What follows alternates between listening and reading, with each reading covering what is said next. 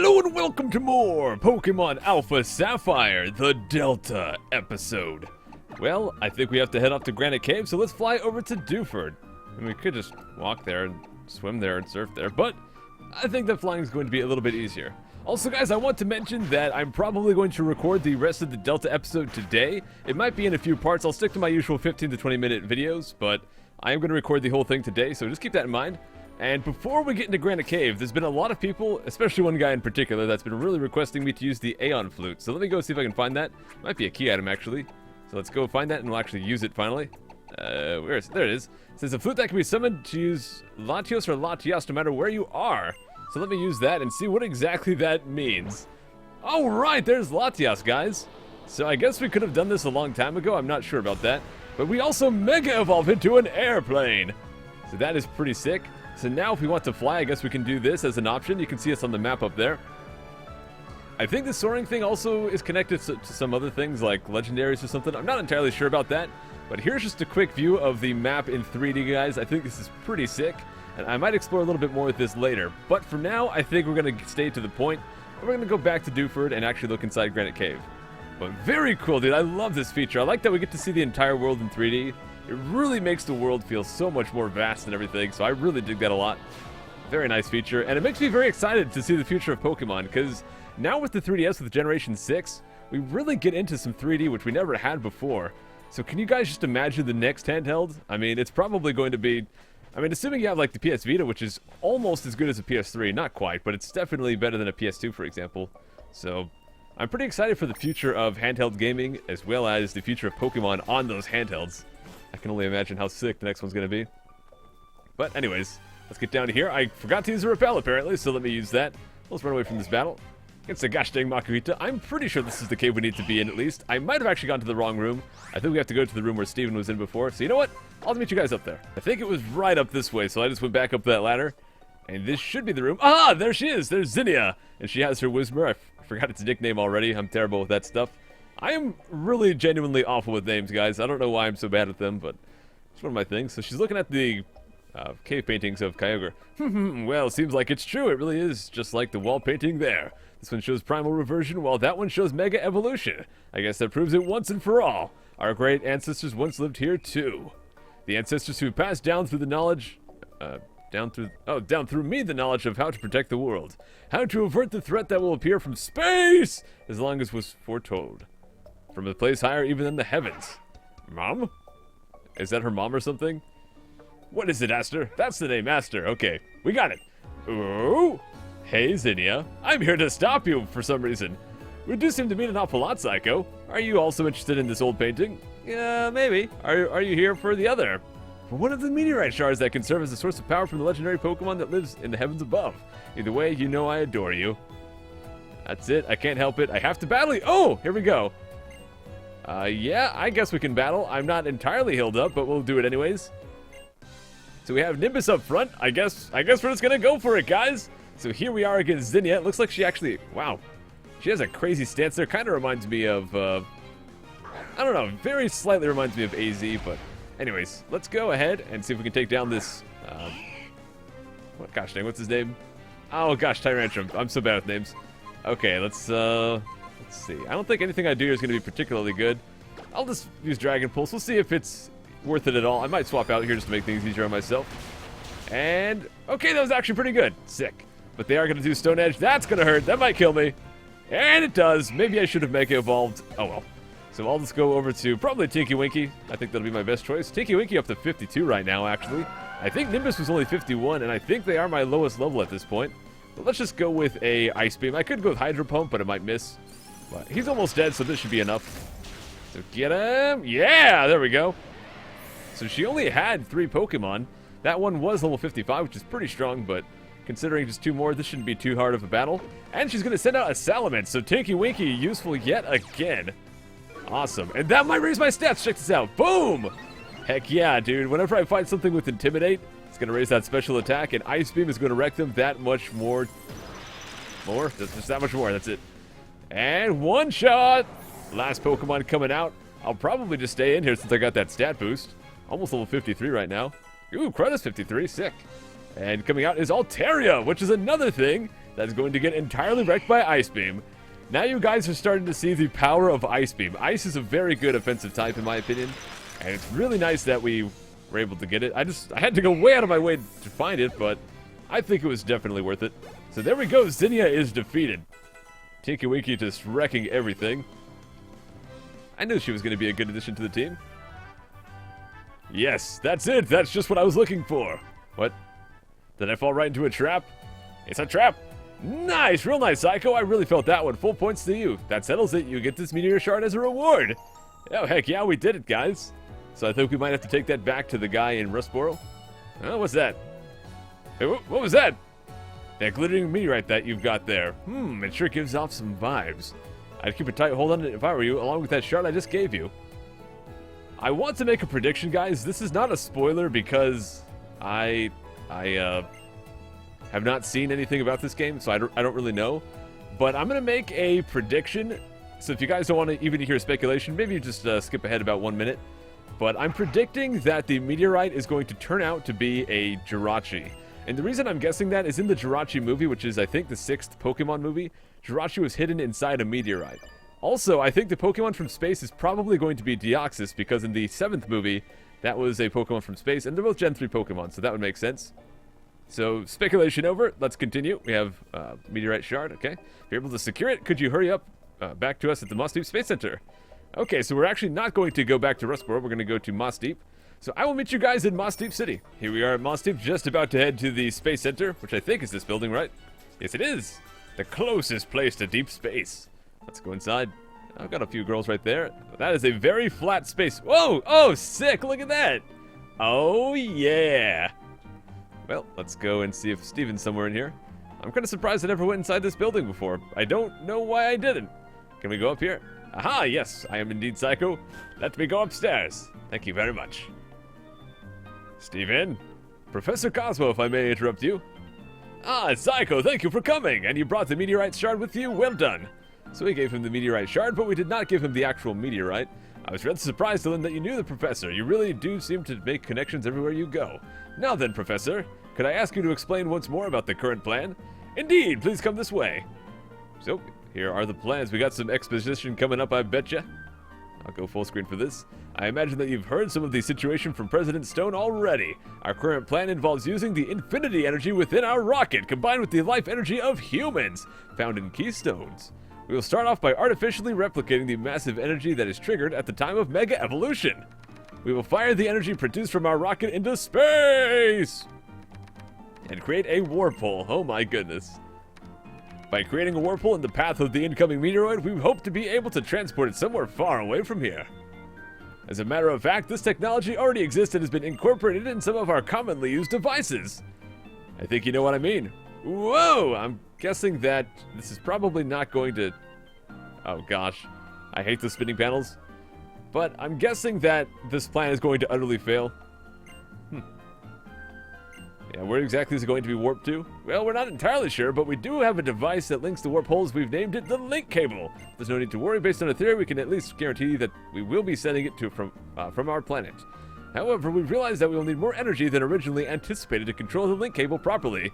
Well, you have infinity energy. I'm sorry to ask this of you, but with one more meteor shard... Ah, crud, we need another one? Suddenly, Zinnia! How did she get in here? Nice! So this is the heart of the famous space center everyone talks about. Pretty impressive, huh, Aster? Murmur. I don't think you're supposed to be in here. Excuse me, young lady. You can't just let yourself in here. Ah, where's the harm in it? Don't be such a stick in the mud. Right? Yeah. I think she's into her, man. Let's see. Who are you? You're no sightseer. Oh, me. We do seem to keep running into each other. You are a busy boy, Psycho. Who are you? What are you doing here? Me? I'm Zinnia, just a regular old tourist, nothing more. Dreaming of taking a little trip into space. Oh, I see. So this is what has come of human technology and of hope and blood and sweat and tears. And well, the list kind of gets long and boring, but it contains everything, huh? I know all about it. About just what kind of energy you're using to fuel this rocket thing. The abominable technology humanity first thought of 3,000 years ago. So you're once again planning to claim that this is best for humanity or best for the whole darn world. It's a snap of your fingers to repeat the sins of the past. Worse, if what I overheard is true, this time you're about to commit an error more abominable than before. Tell me, would you rather we sit here wringing our hands waiting for that meteorite to strike us? Ah ha ha ha, what's up with that? You're a pretty simple guy for a former Pokemon League champion. Then I guess I'll hang my hopes on what our current champion will have to say. So how about it, Psycho? What do you think? Do you have some better idea? Yeah, you bet I do. Ooh, really? Well, that's promising. You have to tell me so we can get these guys straight. Or we can set them straight. Look, I'm not here to criticize the way you guys are looking at this, but I want to be sure you've thought this through well and good. You know, there's necessary sacrifices and there are unnecessary sacrifices. What a disappointment. This is the best you could do with all your knowledge and technology. Instead of trying to make something out of nothing, you'd rather repeat the mistakes of the past, straight up. No, you're gonna add new mistakes on top. That really takes the cake. You guys need some imagination. Whoops! But you were all in the middle of a conversation or something, right? Sorry about that. I guess we'll just let ourselves out then. Come on, Aster! And they're gone.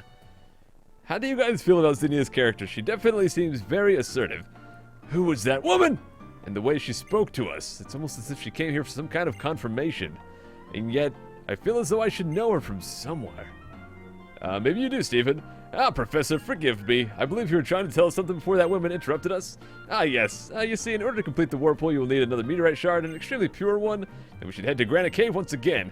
No, the kind of Meteorite shard we need this time can only be found at Meteor Falls. Meteor Falls. Bro, I kind of already have a Meteorite from there. Okay, so Stephen's about to go to Meteor Falls, and I guess I'm going to go there and follow him. So, I think Meteor Falls is over by Lava Ridge, so I'll meet you guys over there. Well, it turns out you can actually directly fly to Meteor Falls, and my bad, it was not near Lava Ridge, it was actually near Fall Arbor, so... pretty close in the storyline to where Lava Ridge was, but on the map it's pretty far away. But here we are, guys, directly at Meteor Falls, which is very nice. I love that you can just fly directly to locations instead of only to towns. So let's go see if we can find Stephen somewhere inside here. And here's an item I must have missed at some point, a moonstone. I'm not sure if we have to surf and then climb up that waterfall. We just might have to. And once again, I forgot a repel. There, I now have repel. We can no longer run into Zubats, hopefully. So let's go look for Stephen. Again, we might have to go up the waterfall. Oh, crud. Oh, no, I can't go back. Oh, stairs. Okay, we're good. So let me go look up that waterfall, guys. Whoa! Stephen? Are you up here? Gosh dang it, Stephen. Oh, wait, he might be through here. Let's go check out through this room. I'm guessing this is where he's going to be. We haven't actually explored this part before because we never had the stuff to, or the means to climb up this way. And there's a guy right there we can find. There's also a ladder here that I, again, have not actually explored before. There's someone. There's a lot of people in here, actually, so I'm just going to cut these trainers out. Alright, let's keep exploring this place. Lots of ladders, lots of places we haven't been before. And that guy actually had a level 47, which is not too surprising because clearly they don't expect you to go here before you have dive, because you can't. So let me not go back up and down the ladder again. Let's just go up once. Let's stay up here. Let me battle these guys real quick. But the battles are simple enough. I don't think they're really worth showing. Alright, once again, they had level 47 Pokemon. They actually had 2 fighting-type Pokemon, and I had... Conveniently, I had Nimbus and Piglet up front, which are my flying and psychic types, which is perfect. But here we finally found Stephen. So I guess I went the right way, which is surprising to me, considering how many turns there were. So here we're finding some honorable lady. So she's an ancient, a descendant of the ancient Draconids. I don't know exactly what those people are, but kind of interesting. So they had the task of passing down the knowledge of Mega Evolution with the great lore of Lord Rayquaza / Rayquaza. I think technically it's Rayquaza, but I don't know, it always looked like Rayquaza to me, and that sounds better, so even though that might be technically wrong, I'm sorry guys, I'm going to be saying Rayquaza. Since the times long gone, Hoenn has repeatedly suffered great disasters. At times, the destruction took the form of a huge meteoroid, which fell upon our land from distant space. At other times, the primal reversions of our own super ancient Pokemon brought us to the brink of destruction. Each time, Lord Rayquaza has saved us from doom. The chosen lore keeper, standing before a stone that shone with rainbow light, offered up a wish to the Great One, and Lord Rayquaza's body was suffused with a brilliant light and transformed. In its transformed state, Rayquaza's power was more devastating than ever before, overcoming even the super ancient Pokemon with all their primal power. A rainbow-colored stone! An invocation from the lore keeper! And a Rayquaza unlike any ever seen. I see, it does resemble what we know of the process of mega evolution. Yes, it does indeed. A Pokemon, a person, a stone of power, the bonds that tie them all together. The transformation of the Pokemon that occurs as a result of this phenomenon was called mega evolution by later peoples. So the mechanism for mega evolution was discovered as a result of the first meeting between humanity and Rayquaza. But I have one last question. That lore keeper you spoke of. The lore keeper is the one who inherited the knowledge and power to summon Lord Rayquaza when disaster imperils this world. The true lore keeper of the current generation is the one called Zinnia. Oh, okay, so she's trying to summon Rayquaza probably. The disaster that now approaches our planet as it has twice before. Zinnia has been trying for some time to avert it in her own way. To draw Lord Rayquaza to our sphere, she joined a certain organization that sought to revive the super ancient Pokemon. She taught them the secrets needed to bring back these threats and summon the great dragon itself. And now it seems she travels the land scouring the world for keystones. So it was true. As I had suspected, that woman who appeared at the Space Center was one of the Draconids. But I never dreamed she was involved in the attempted revival of the super ancient Pokemon. In full knowledge of the power they held, fully understanding the terrible changes they would wreak upon our world. Still, she helped bring about that situation. Did she give a thought to many people and Pokemon whose lives were put at grave risk by her actions? Could she accept the inevitable sacrifice of so many lives in order to protect the planet from the coming meteoroid? Balance must rule this world. History is doomed to repeat itself. While our people have overcome many disasters in the past, it was always through great sacrifice. Yet we have continued to struggle to preserve peace for as many years as we can. That is how we protected this world upon which we now live. People, Pokemon, all nature, and yes, even you. I do not know exactly what you plan to do, but do you believe that you are not sacrificing anything for your own protection? Zinnia will follow her convictions until the very end, even knowing the sacrifices that they will require, even if the sacrificial blade is leveled at her own heart.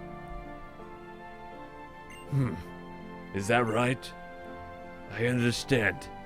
Thank you for everything. What is this? This vague sense of apprehension, and my intuition has often proven true. I'm going back to Rustboro first. I have to get back to Devon. Well, that was a lot of exposition, guys. I don't even think I went full screen. Gosh dang it, whoops. I think we're going to have to head back to Rustboro, but we're going to do that next time. I'll see you guys then. Take care.